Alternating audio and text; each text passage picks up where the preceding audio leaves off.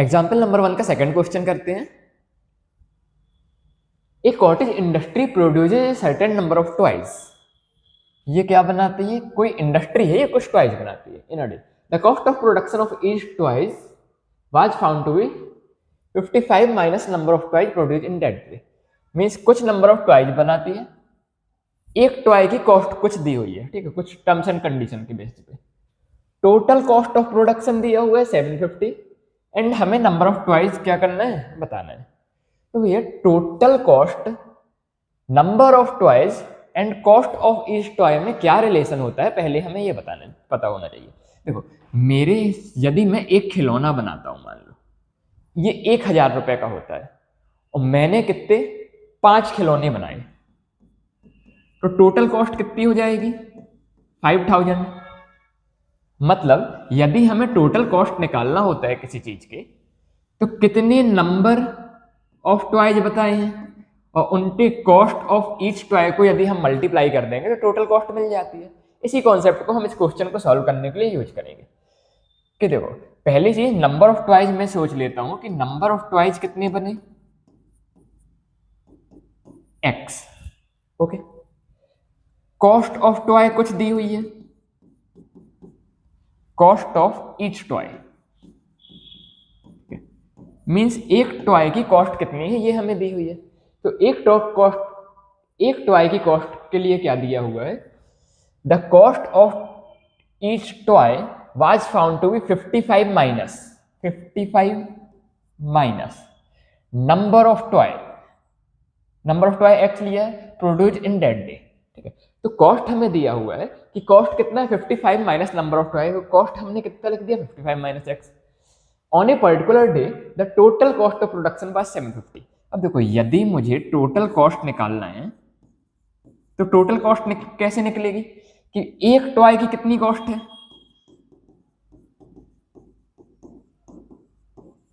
और इसको मल्टीप्लाई करने किससे, नंबर ऑफ टॉयज से।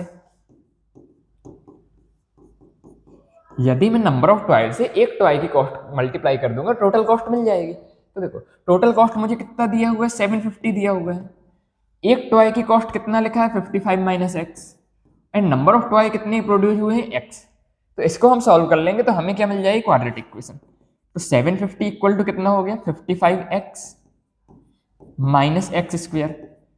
मैं मान लो सब कुछ उस तरफ ले जाता हूं, इस तरफ ले आता हूं सब कुछ, एक्स स्क्वायर पॉजिटिव हो जाएगा तो माइनस एक्स स्क्वायर इस तरफ आके positive x square plus 55x कितना हो जाएगा माइनस 55x एंड प्लस 750 इस तरफ पहले से है।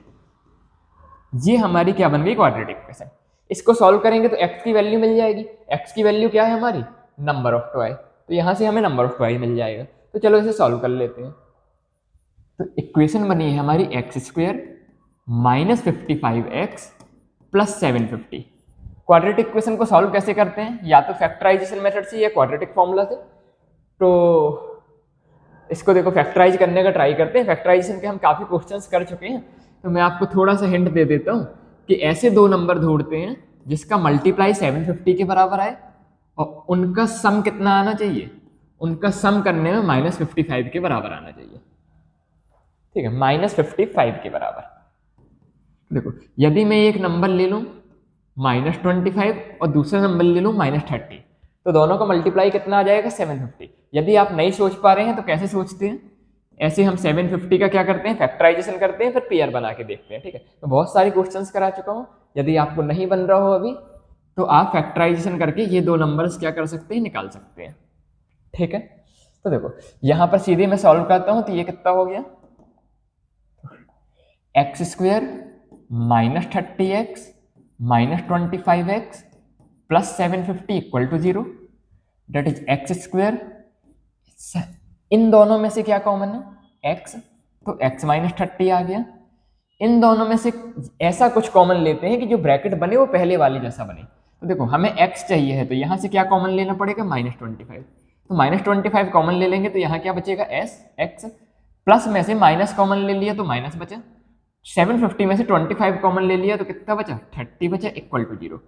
अब दोनों में x माइनस 30 कॉमन है तो x माइनस 30 कॉमन लिया तो कितना बच गया हमारा x माइनस 25 इक्वल टू 0।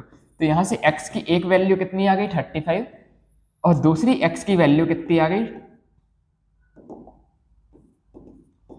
25। ठीक है, ऐसा ही कुछ है। अब देखो यदि कुछ x की वैल्यू 2 आई है, मतलब नंबर ऑफ टॉय हमारे प्रोड्यूस कितने हो सकते हैं, 30 भी हो सकते हैं और 25 भी हो सकते हैं। एक बार देख ले कहीं पर मिस्टेक तो नहीं हुई है ना।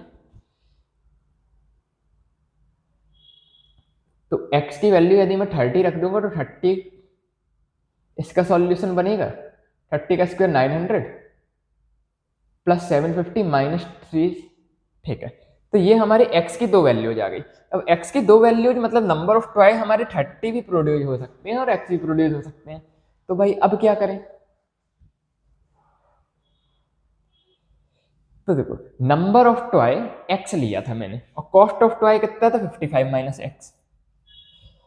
तो यदि नंबर ऑफ टॉय कितना प्रोड्यूस होगा x इक्वल टू 30, तो कॉस्ट कितनी आ जाएगी, कॉस्ट आ जाएगी 55 माइनस एक्स यानी कि 55 माइनस 30 दैट इज 25।